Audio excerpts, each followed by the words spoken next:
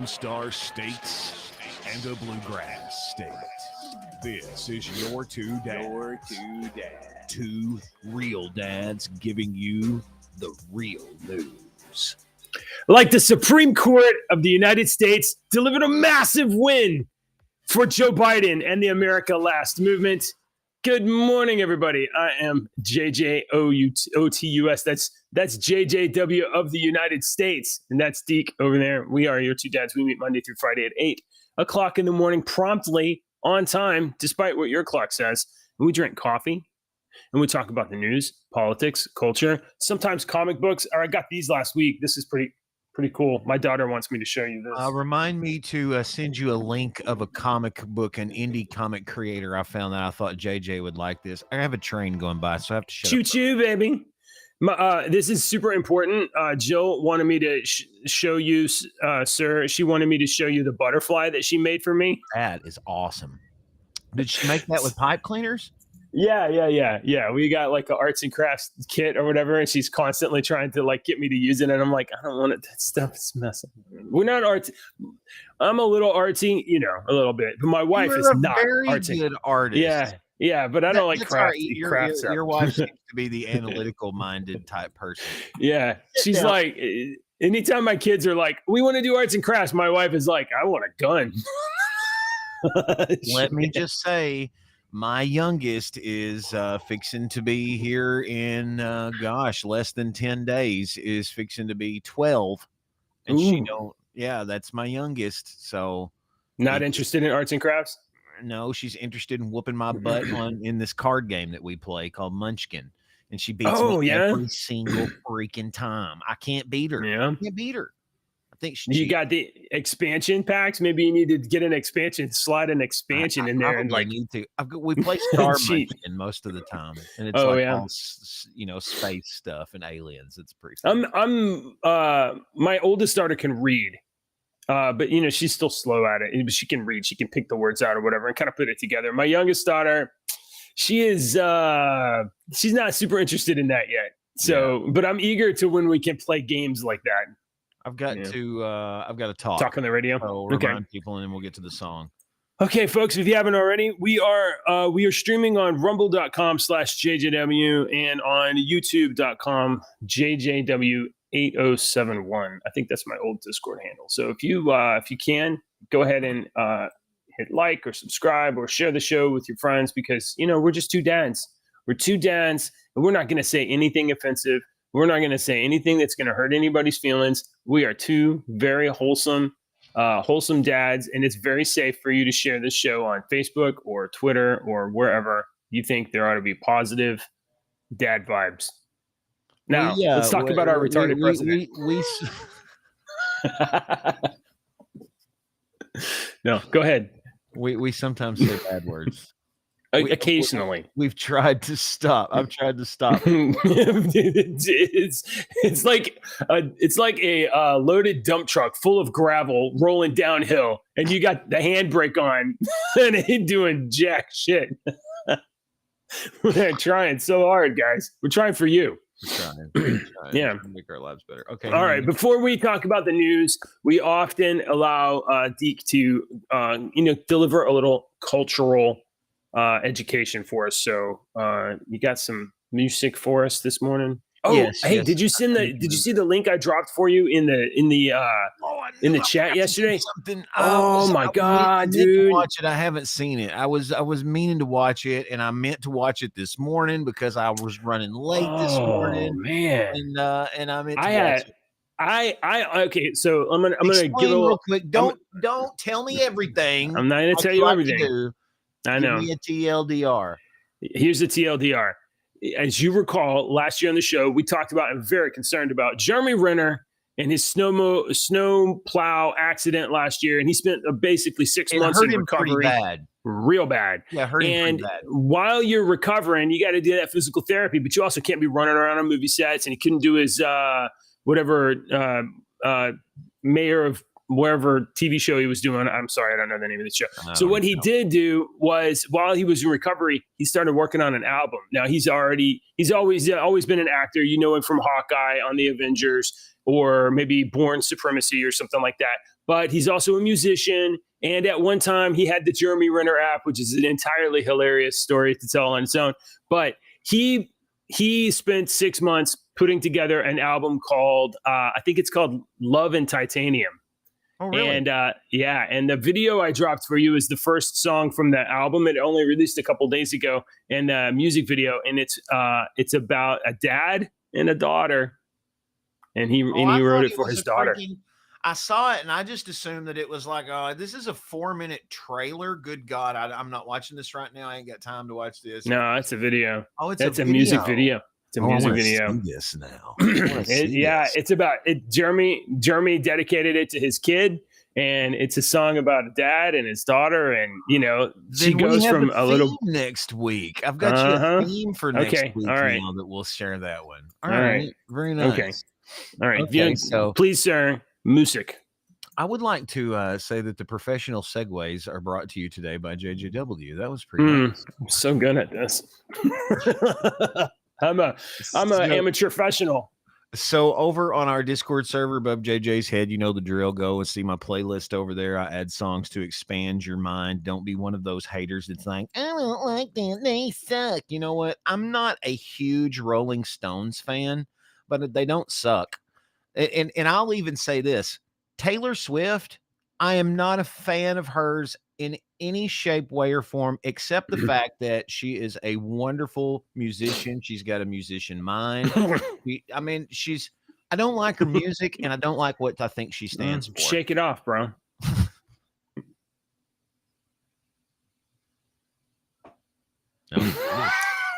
Okay, that was good. That's the end of my Taylor Swift repertoire. That's it. But I respect the crap out of her as a musician. So anyway, so that's what I try to do is open up your mind. This week we're at Daryl Hall's house. You may know Daryl Hall from Hall & Oates, the 80s band that was pretty awesome, had many, many, many hits.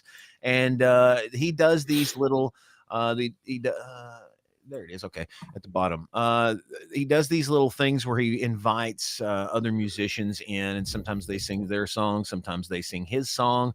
Today he's got CeeLo in, and they sing the Hall & Oates song. I can't go for that. No. Remember that one? No can do. I can't go for that. And it's great. CeeLo's voice is great in this song. And this version, that song is, I like listening to the engineering of music, and back in the 80s, they did this a lot, and especially Hall & Oates. If you listen to their songs, the song will start, and if you're a musician, you know, there's phrases. Music goes in phrases, measures and phrases, and at the every one of the end of the phrase, something new will come in, a new instrument will come in and start playing for the little intro. So especially if you watch this and listen, the drummer starts, and at the end of the phrase, the keyboards will come in, and then the guitar will come in at the end of that phrase. And then, you know, you've got all these things. It's like coming in, and then you're watching these guys in Daryl Hall's studio, and they're just jamming, and they're feeling it. And it's awesome. It's awesome. You can almost like feel the energy that's in the room by just watching. This is a great version of this song with CeeLo. CeeLo's voice fits this song absolutely to the T, man. It's like it was. I'm waiting for it to launch CeeLo. I'm about to scoot up a little bit. Oh yeah, it's got like a 2-minute intro of them just jamming music before he even starts singing. But he comes out with his freaking voice, and it just nails it, man. Nails it. I think this is great. I've listened to this song. Man. I've listened to this version of this song so many times because I think it's so great. CeeLo's I've always liked him since he was whoever back in the day, whatever his name was back in the day. All right. Okay. A little different. Yeah, it's a little different, but it's cool. I've got you some other good ones coming up this week. All right. Cool that I think you'll like. All right. Man, that's just great. You know what else is great? When the Supreme Court of the United States of America, they back us up whenever we're like confused about what's right and what's wrong. And, you know, like some part of our American public thinks like, this is the right way to go. And the other part thinks this is the right way. And luckily we have our founding fathers put into place the Supreme Court that could come in and say, hey, you guys are all confused. Let us tell you what you're supposed to be thinking and doing. So It's terrible. It's I just mean, the that's. worst. I mean, I don't see a flaw in that. Hey, thinking. actually, do you know the Supreme Court literally just invented their own powers? I don't know if you know that. The founders did not say the Supreme Court gets the last say. There was like basically this contest of ideas, like in the, like after the first election, and the Supreme Court was like, "Well, somebody has to decide. I guess it's us." That was literally part of their ruling, and ever since then, the Supreme Court gets the last say on stuff. So, you know, if you can just talk other people into believing that you're supposed to be in charge, you get to be in charge. So here's what the Supreme Court had to say yesterday regarding current events. The Supreme Court rules 5-4 to allow the Biden administration to cut the Texas border barrier. Well, so alternate headline reads. Hang on, let me fix it for you. Okay. Supreme Court enables starts civil war, second civil war in the United States. No shit. So, who was right, the so five? Who were the so five? you got the five. There's three liberals. I think there's Right. like Sotomayor and like whatever, and then added to this might be surprising. So there's two that joined the liberals. One, Chief Justice Roberts. That shithead always does this. Yeah, that's not a surprise. The fifth that joined the decision, Amy Coney Barrett. Yeah. And basically, I'm pretty sure they just ruled for like federal supremacy, to which I'm saying, fuck federal supremacy.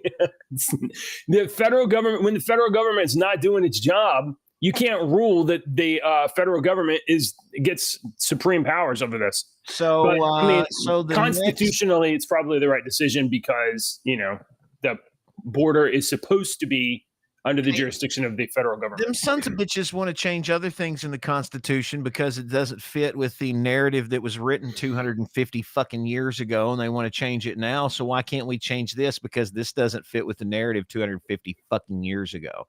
Sorry for the potty language, earmuffs. But this, what did they think? Do any of those five people? When does Americans decide that we're not going to let these five people decide this shit? When does Texas decide? Do you think every person living in Texas is just going to be like, okay, well, these five people that live over on the fucking Atlantic Ocean are going to get to decide what we do here in Texas? Do you think, have they, that's what I was going to ask and make a joke. Have they ever met a Texan? I have. I talk to one every day. Yeah. So, you know, it's not, I mean, I'm not ready to jump there yet, but we have, I believe that Texas has a vote on secession like later this year.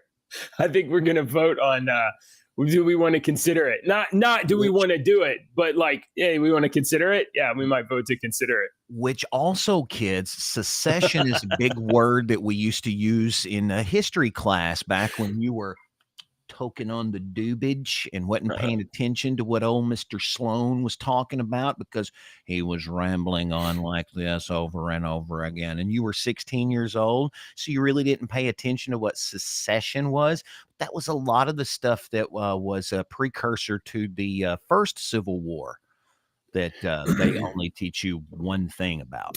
So allow me to okay. So let's talk about it for a second. We'll come back to this story. Look, we haven't even dived into this. This is the one that scares me the most, dude. This is the one that gets my blood pressure. I guess I just want to think about it. I want to think about it like this.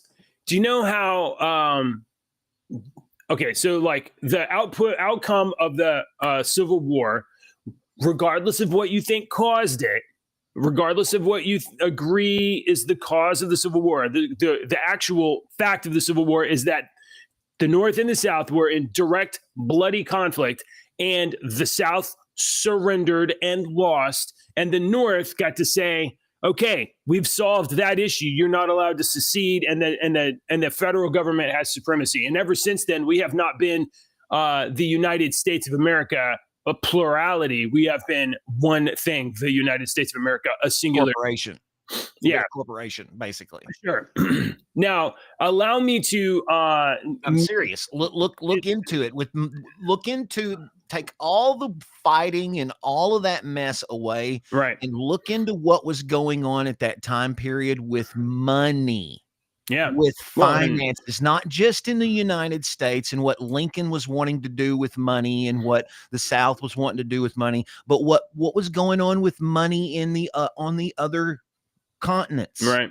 on the Yeah. other places. Look at what was going on with money. If you really want to get into it and look at what was going on with money, and then look what happened to the United States during the rebuilding.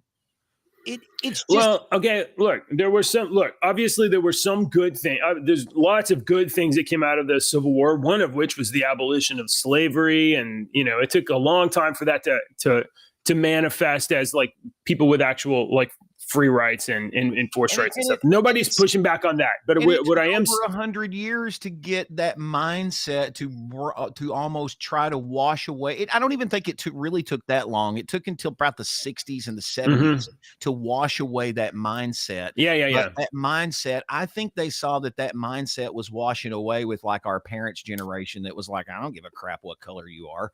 Right. Because I grew up and I didn't give a crap what color anybody was. It was not anything. It was honestly not something we ever thought about. Oh, JJ grew up in an all-white school. No, I didn't.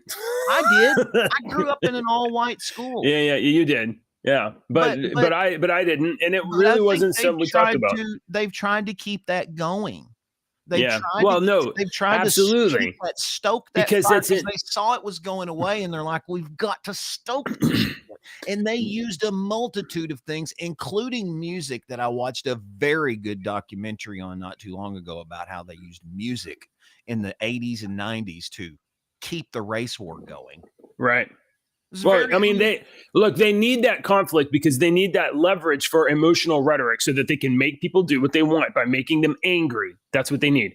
So allow me to draw a simple metaphor that is not complete. But remember when you were a kid and you joined a club, and then once you joined the club, you were never allowed to get out of it.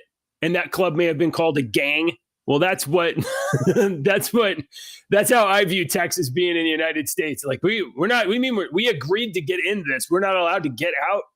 So I mean, when I left the history club, they beat me with a bunch of textbooks, but I thought that was like love. Yeah, I know. Yeah.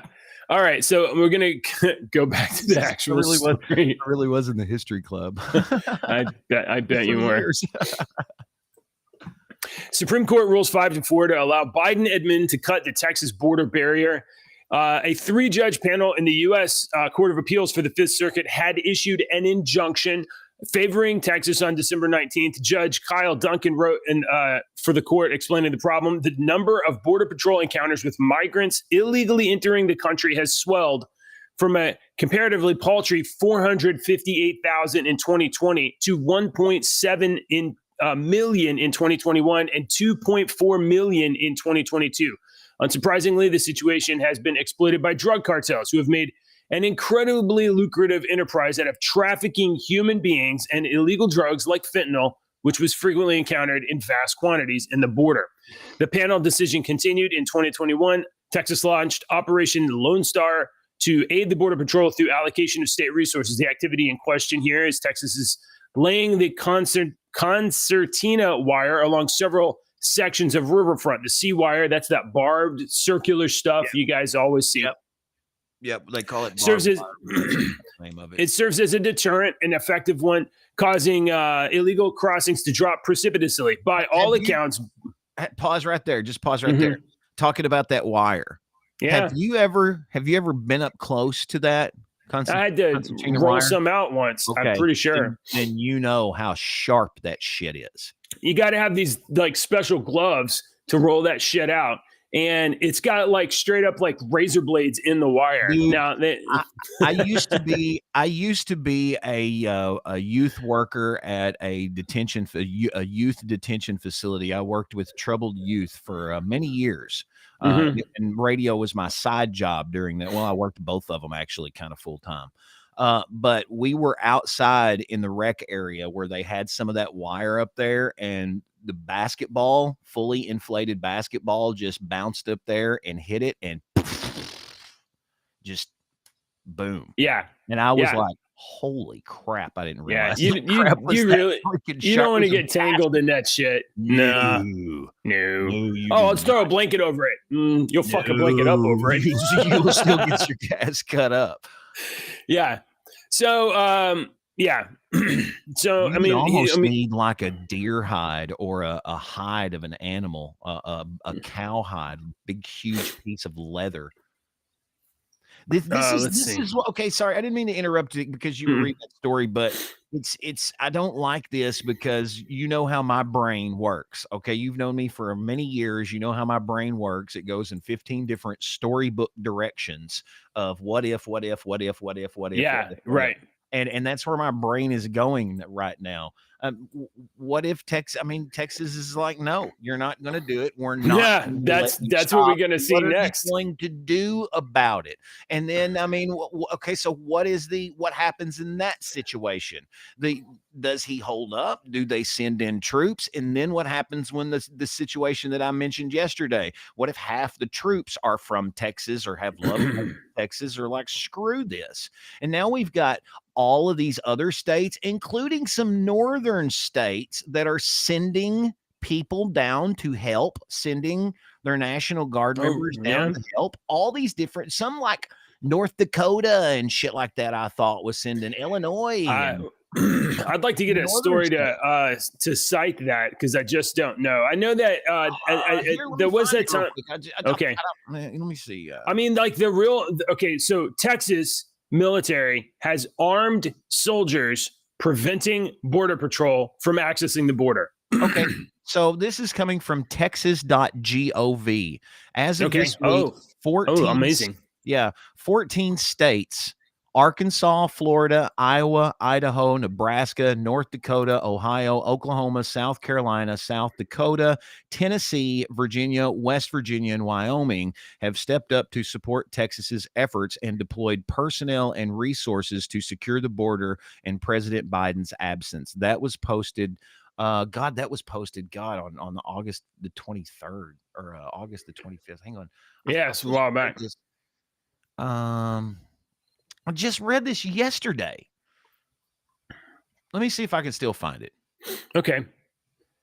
So, man, yeah, I mean, the real danger is going to come when, like, maybe Texas starts arresting Border Patrol agents, or, Texas ought to arrest. That's going to happen because these dudes are going to be out there, and Texas guy is going to be like, get the hell out of here. And federal guy is going to be like, what you going to do about it, fatso?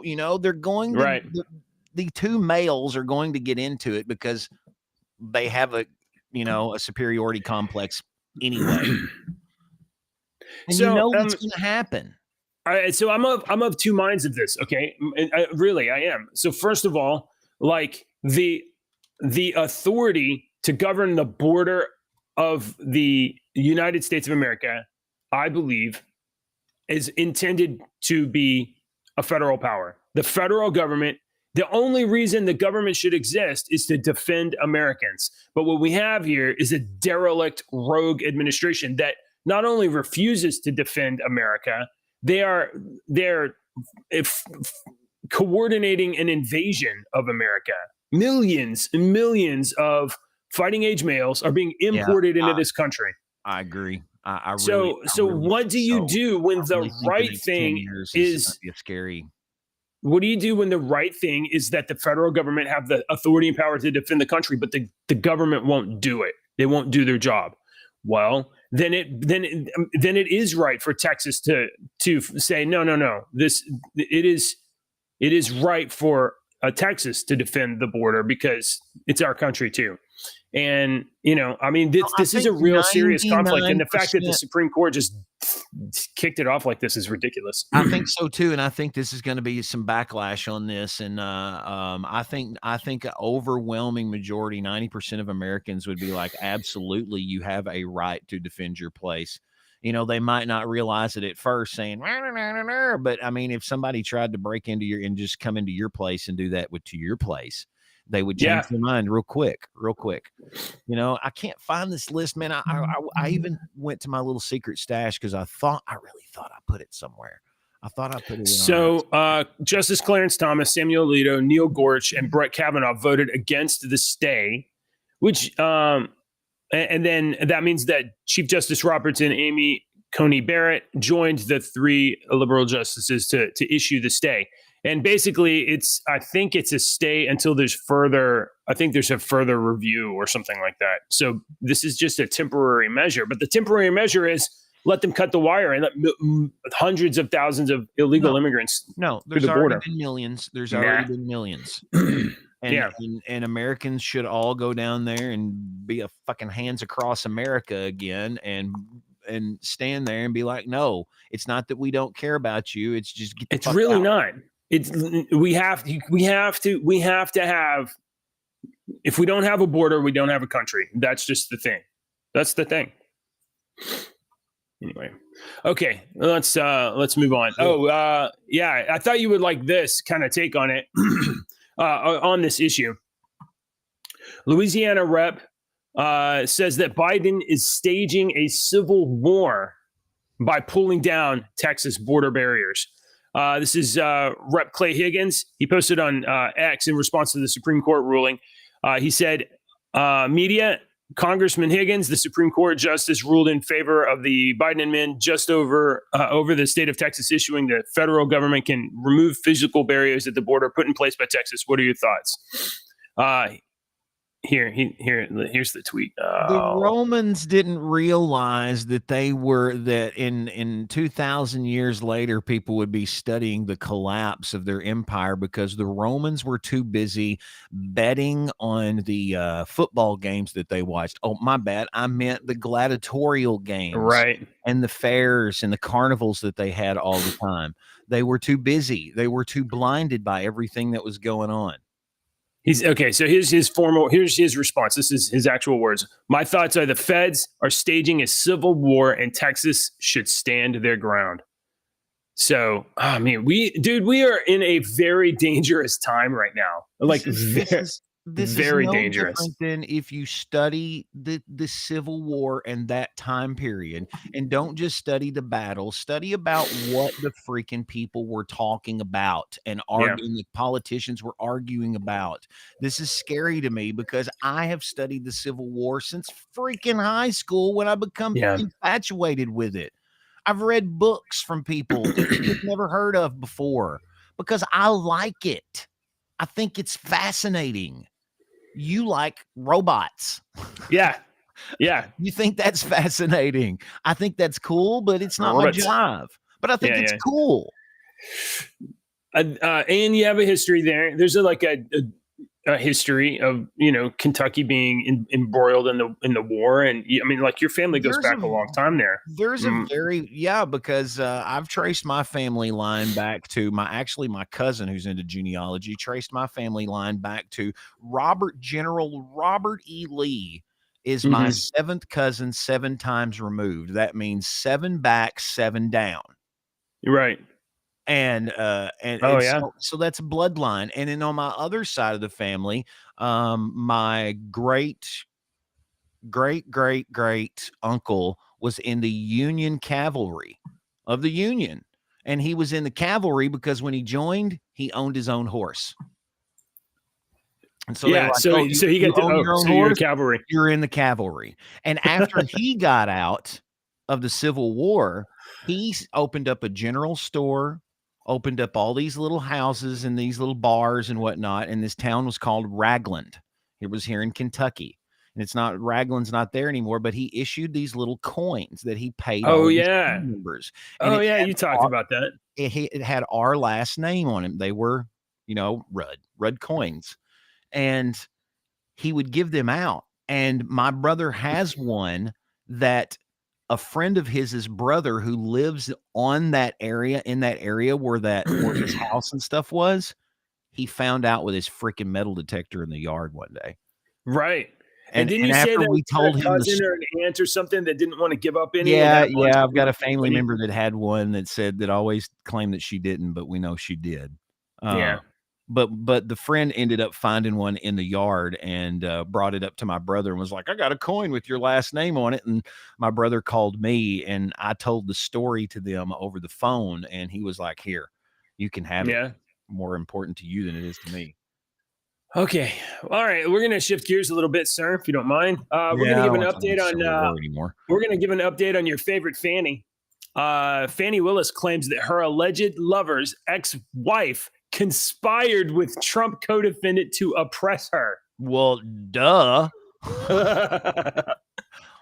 Fannie Willis has accused the estranged wife of the special prosecutor she hired, with whom she is accused of having an affair, of interfering in her prosecution of President Trump and conspiring with one of the That's supposed to justify everything and just throw everything in. Oh, well, hell, you all right, girl? Go back to work. Fuck Trump. This woman is, honestly... this is just the most entertaining story to watch. She's a great example of just a piece of freaking trash in society, but it's sad because a lot of people are like her. They will not accept responsibility for their actions when they get caught. They apologize for getting caught. In a court filing, Willis claimed that Nathan Wade's estranged wife, Joycelyn Wade, conspired with Mike Roman in an attempt to get the charges against him dismissed. The two were married for 26 years. On Thursday, a Georgia judge gave Willis until February 2nd to formally respond to allegations that she had an affair with Nathan Wade, the lawyer she hired as the special prosecutor overseeing the case of alleged election fraud against Donald Trump and 14 co-conspirators. So, and allow me to just say, this guy, Nathan Wade, is not like a state prosecutor that she's like, oh, here's your assignment, and also... we get a little lovey-lovey. No. He's a civilian lawyer. She hired as a special prosecutor to do this job. So she went out of her way to give this dude this get hired for this job, and is funneling taxpayer dollars to her to this prosecutor, and then going on vacations with him and allegedly having an affair. And she's mad because well, my boyfriend's wife is mad at us and she's trying to oppress me.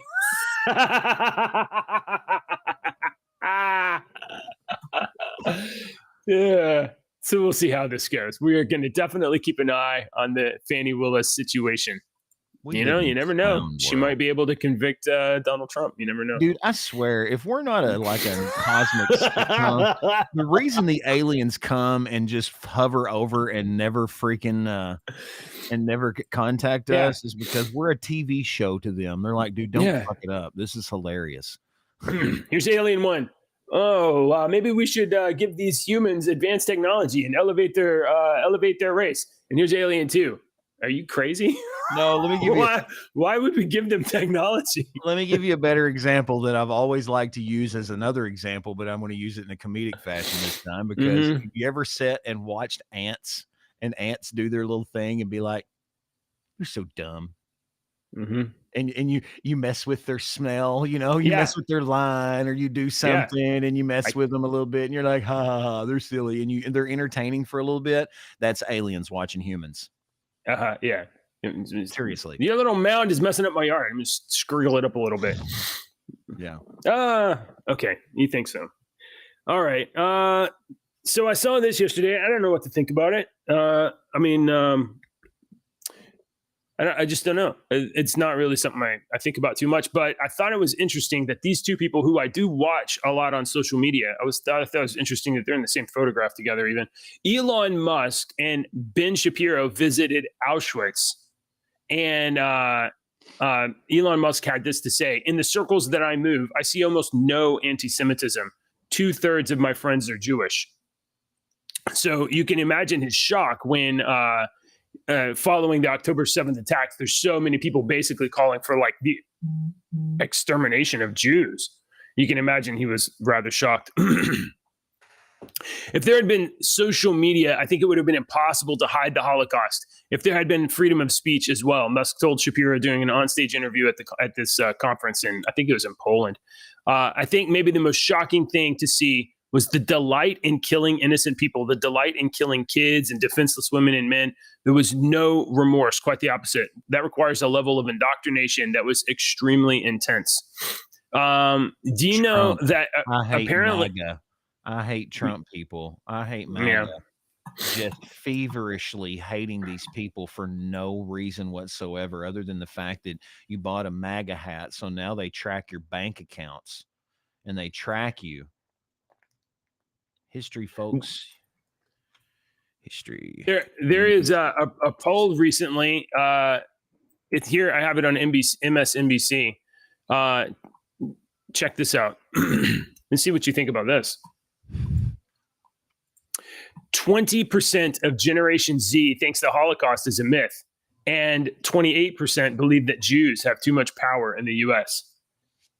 1 out of 5 Gen Z thinks that the Holocaust is made up. How long That's would crazy. it take if we did a social experiment to where we told all of our children that the color of the sky is green and the color of the grass is blue? How many generations would it take before that became a fact? Because the reason you know things is because someone told you, and someone told them, and someone told them, and someone told them, and they all believed that. And anybody that questions that, my entire life, I was called Scoop by my grandfather. He had nicknames for every one of us grandkids, and I was Scoop. What are you doing, Scoop? I was Scoop because I was like a little news reporter. I was always asking why as a kid. Well, why is that? Why is that? Why is that? I've always been that way. And I've always been told to shut up and just accept it, but I can't help it. I can't help but to think, well, why is this way? And the reason we know things is because it's been told to us. It's been passed down. That information's been passed down. What if it was passed down wrong? Maliciously passed down wrong for some malicious purposes 100 years ago, 1,000 years ago, whatever. Yeah. We all believe that it's fact because it's been going on for so many years that we don't question it. Well, okay, so and I mean, like, this certainly the Holocaust is like one of the most gruesome events in history. It's not even the most gruesome event in history, but it's certainly one of the most gruesome events in history. Gruesome events in our century. If you go back and add up the millions of people that like Mao killed and Stalin killed, like it's more than the Holocaust. But the Holocaust was a genocide of a race of people for a particular nefarious purpose. But how long until they can erase this from history? And similarly, when you have the leftists and Antifa or whatever going around and tearing down statues of historical events, like you can burn books and you can change digital records, but when there's statues with like plaques of stuff written on it that you can go and read, even if you don't like, oh, that they were the Confederates and we weren't on their side. Okay, but there was factual information. This battle happened at this time and these people were here and whatever. And then they go and they're like, oh, that's a white guy. We got to tear that down. And they literally are tearing down statues. They want to erase history. They want to erase history so that there is no past. And that means that there is no present. There is only whatever they tell you right now. I mean, it's straight up out of 1984. It's been a stressful show, dude. No, it's not as fun as yesterday. Yesterday was lots of yucks. Today we might be in a civil war. Oh, you know what? I have another update on that story we covered yesterday. This is more fun. It's more fun. Do you remember yesterday when Nikki Haley was telling us about how difficult it was for her to be a young brown girl in the South? Mm-hmm. There's a photo emerged, of her. I wrote a song for you. Go back up to the photo. Yeah, I wrote a song for you for Nikki Haley. I wrote a song for Nikki Haley because of this photo. Yeah. I'm picking out a thermos for you. I'm picking out a thermos for you. Sorry, anybody that's seen The Jerk as many times as I have is laughing right now. All of you other people are like, that's dumb. But watch The Jerk and you will get that joke. So yesterday we ran this clip on our show of we were of her. the only Indian family in our small southern town. Yeah. I was teased every day. I'm not gonna play the whole thing. She was teased every day for being a brown girl. When she was in her beauty pageants, they didn't know what category to put her in. Yeah. But she's not black. She's not white. Where is she going to go? We also pointed out what Candace Owen pointed out, and Candace Owen pointed out that Nikki Haley was born in 1972, so that means in 1982 she would have been 10 years old. So about 10 years old, 12 years old is when you start the beauty pageants, right? That she would have been in a beauty pageant and experiencing this, right? You know, as a young girl. So because she didn't say, we're just assuming, because that's when all of them basically start, is around that age or even younger. But in 1984, Miss America was won by the mixed race Vanessa Williams. So how in the hell did they not have a place to put you in when Miss America was literally a brown woman? Revolver.news a lot has browner than she is. Revolver.news has uncovered a photo of her from her early days. And we will see just how brown she was and maybe just how much she needed the teasing. Here's the photo of Nikki Haley as a young brown girl. Oh. Damn, were we wrong, JJ? Oh, hey, look, I don't like to admit when I'm wrong, but you get a bowl of my words and eat them. Jeez, of mercy. No, I'm eating my words. Just like any other Indian woman I've ever seen. Jeez. Anyway, so today's the primary in New Hampshire, so we're going to see just how she stacks up in a one-on-one contest against Donald Trump. It's going to be, all right. I've got one that you can laugh at that you might laugh at, Jay. Okay. The Democrats forgot something. Oh, they forgot to put Biden on the ballot, New Hampshire. So they got a write-in vote going, and everybody's like, "Yeah, that's cool." I mean, we're not worried, but yeah, we didn't put him on there. We've got all these other people, but he's not on there. Why? I mean, the Democrats have not had any debates at all, and despite the fact that there have been multiple challengers to Joe Biden. RFK Jr. had to leave the Democratic contest and is running as an independent. And I think that there's a couple of other Democrats that are running against Biden on the Democratic ticket. So I bet their names, including Cenk Uygur, is probably on there. Well, more than a dozen other candidates will appear on the Democratic ballot, including long-shot primary candidate Marianne Williamson and Representative Dean Phillips. And yet strategists believe Biden will emerge victorious Tuesday thanks to a grassroots write-in campaign that's been in the works for months. For months. So Biden is going to win anyway, said Jim Merrill, a blah, blah, blah guy. And I think it's a product of not only Dean Phillips' failure to launch, but I think it's also the core Democrat opinion leaders have all rallied around Joe Biden.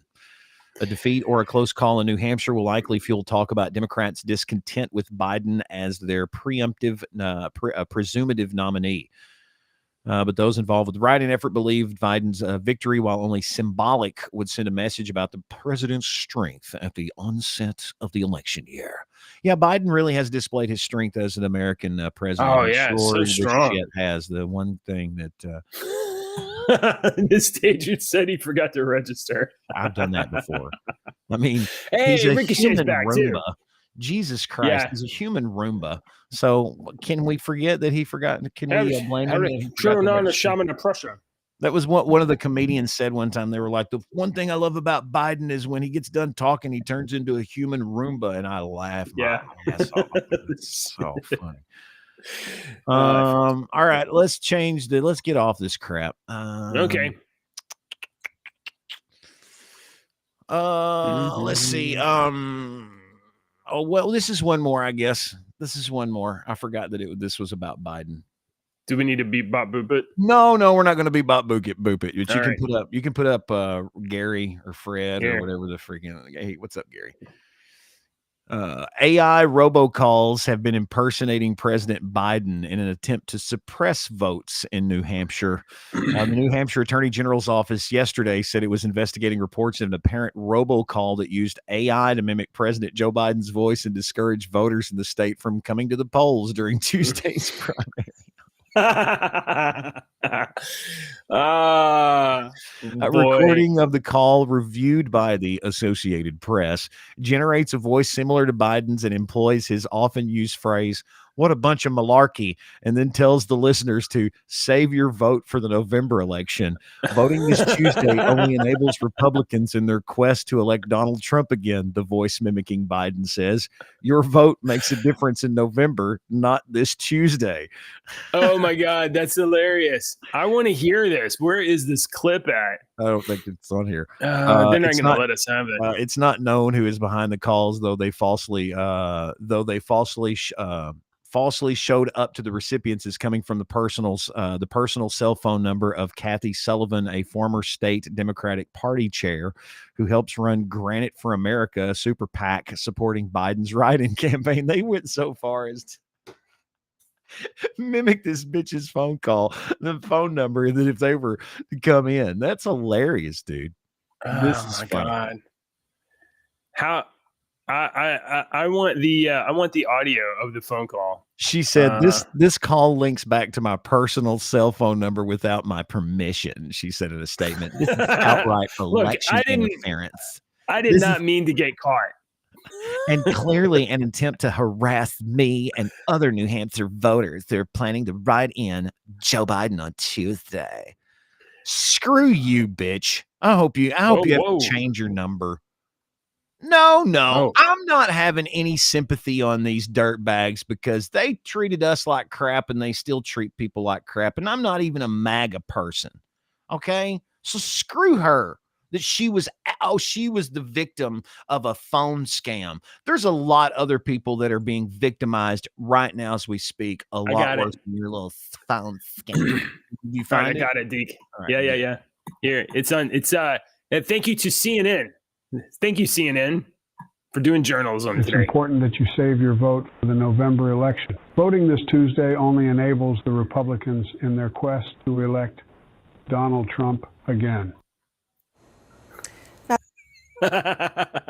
Save your vote. I just read an article. To fake Joe Biden, you have to sound exhausted. Voting to save your. Well, I just read an article yesterday that was this AI that I use, 11 Labs, and they just crossed over $1.1 billion worth of whatever. It's grown enormously since. That's the one. You like 11 seconds or something of voice, and you can replicate a voice. Yeah. Okay, what else? What else do we want to talk about? I have a story here that I've never really paid attention to until I saw it today, and I was like, "Oh, this is interesting." JJ will get a kick out of this. So I don't pay two craps about an HP printer, but I've always seen those articles about people bitching and whatnot about I used a third-party ink cartridge and they shut off my printer. You know, you buy an HP printer and you don't buy the HP ink cartridges. You buy the cheaper ones or you refill them yourself. And your printer stops printing. It will not work with a third-party cartridge, and everybody's complained for years. They reversed this thing years ago, but they brought it back. Well, here recently, the HP CEO basically says, we don't give a crap. And not so, I mean, in not so eloquent terms here. Yeah. He basically said, he said the policy of forcing people to use its own cartridges, that customers who don't use HP's own supplies are a bad investment for the company. And then he goes on to explain that when asked about the lawsuit during an interview, he says, I think it's important for us to protect our IP.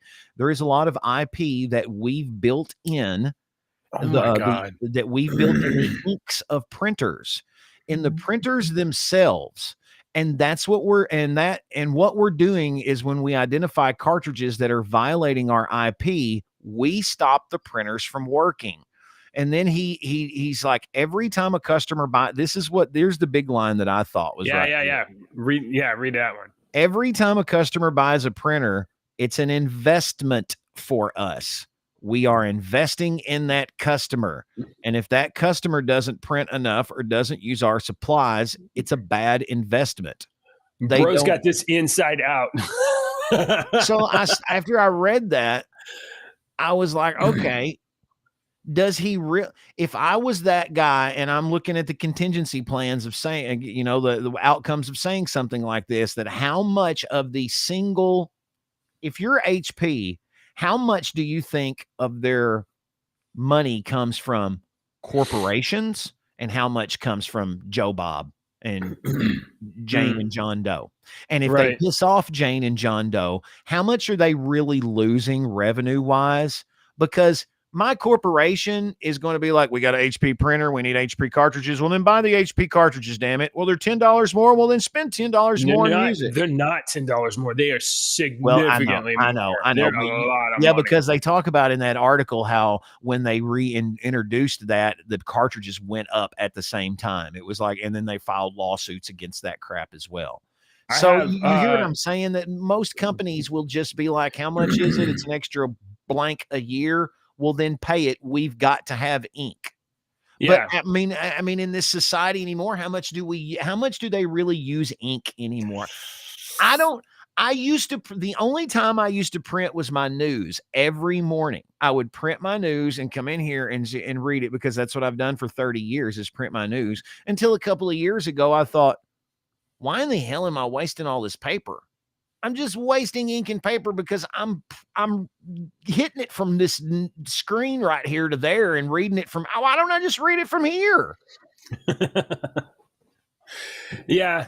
I mean, I hear a lot that printing is like down, and certainly it's not like what it used to be. But there's another side of it is like, I like to have physical material notes sometimes to flip through, like, because I mean, but this is just like one circumstance where, like, obviously on the show, we read stories every single day and we're reading them right off the computer screen, as are anybody else doing any news show, really. So the only difference is they have JJ and I usually don't pre-read a lot, but they've pre-read, they've discussed it, and then they've typed out some retorts to it. That's what I used to do every morning. I would pre-read all of my crap, and I knew what was coming up for 3 hours, and I would have ideas at least on how I was going to respond to everything that I talked about. Right.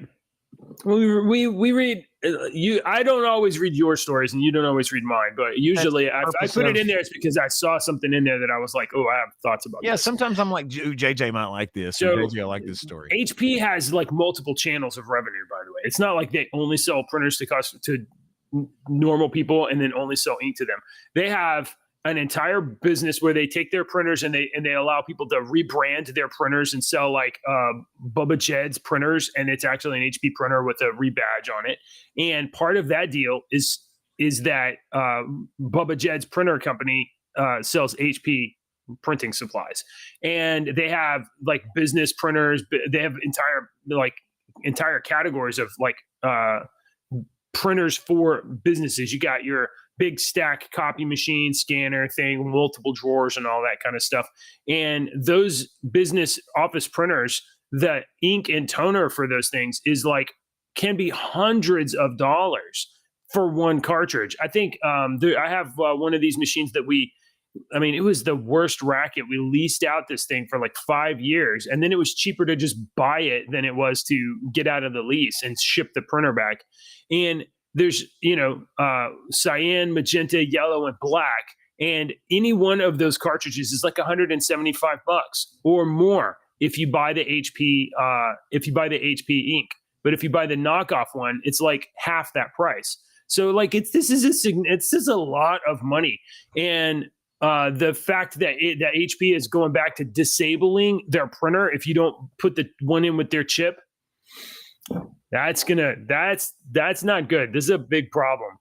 It's a great opportunity for a printing company, an up and coming printing company, to come up with something different, right? A different strategy. I mean, the thing is, the market is shrinking. It's no joke. The market is shrinking for Absolutely, print. it It really is. Absolutely, it's got to be. It's got to be. All right, let's see. Oh, I've got a good one here. We don't have very much time left, so this is the last one. This actually kind of excited me when I first read this. I was like, I might actually watch this. All right, so I thought this was a pretty significant move on a couple of different forms. Yeah, a couple of different plateaus. Netflix and WWE have struck a deal to move Monday Night Raw to Netflix beginning in 2025, and this is a $500 million per year deal that WWE has struck with Netflix. And I think this is a good move for Netflix. It's a good move for WWE, but it's also it shows how much the wrestling entertainment business has fallen, especially WWE, because of the management that they have had since the onset. Everybody got sick of it. All the wrestlers got tired of being screwed over and have gone over to these other places. And those other places. Didn't Triple H take over or something like that? He married I don't know a whole lot, but McMahon's daughter, and he had a lot to do with it. But the storylines just got terrible. We stopped watching. I've been I've watched wrestling since Junkyard Dog and Roddy Piper and Jimmy Superfly Snuka back in the early 80s, man. I've loved wrestling. I love the stories. I love the athleticism. We know it's fake. I always said that it's a man's soap opera. You women watch Days of Our Lives. Story. You watch Days of Our Lives. We watch wrestling. I mean, it's a soap opera. We know it's fake. Yeah. Watch Beyond the Mat. It's an excellent documentary. It came out 20, 30 years ago. But there's like a little bit of magic at a certain age where you're like, where you're not sure. Like, when you're like 8, 9, 10 or whatever, like there's a little bit of magic of like, this could be real. This could be real with it. And then when you realize it's not, you it's not, but still you keep watching. We go to Lexington Comic Con every year, and we've been keeping up with all the celebrities that are coming. There's some really good. Jim Shooter's going to be there again this year. I'm going to see if I can get an autograph of Jim Shooter. But Ashley was sitting on the couch the other day scrolling. She goes, "Do you know who Mick Foley is?" And I was like, "Oh yeah." She was Bro loves Christmas, I'll tell you that. She goes, "He's going to be at Comic-Con." And I looked over at the couch and I said, "He is actually one of the few people that who I am, would pay money to get a picture made with him, because a celebrity's a celebrity, and I don't give two shits about a celebrity. Most celebrities, I see you. Oh, that's cool. I seen you in the movies. You're up close now. You look the same, or, or whatever. I don't care about that. But Mick Foley is one that I'm like, well, listen, let me say this. Okay, wrestling isn't real. The story that you see in wrestling isn't real. But those guys are really hitting each other. They are really bouncing off the mat. Yeah, and maybe it's exaggerated. Maybe it's in performance. There's ways to land, and there's ways to do these things that they practice with each other. Oh, I gotta go many times. Okay, Mick Foley really broke bones and bled for your entertainment. Yeah, a lot when he was younger and when you were a kid. That really happened. Okay, all right. Joke time. Right. How do you make a tissue dance? Do you have any idea? Yep, you put a little boogie in it. Oh man, you got me. Let's see if I can go 5 for 5. Okay, so before I die, I'm going to eat a whole bag of uncooked popcorn, because that should make the cremation a lot more interesting. Oh, shit. That's a good one. I like that one. You got a call? Oh, babe. Yeah, I got a phone call. Thanks, Ricochet. Hanging out. This is how me and JJ used to dance at the club in the 90s. Yeah. Oh, my God. I used to pick up all the ladies with this move right here. Like, subscribe, and as always,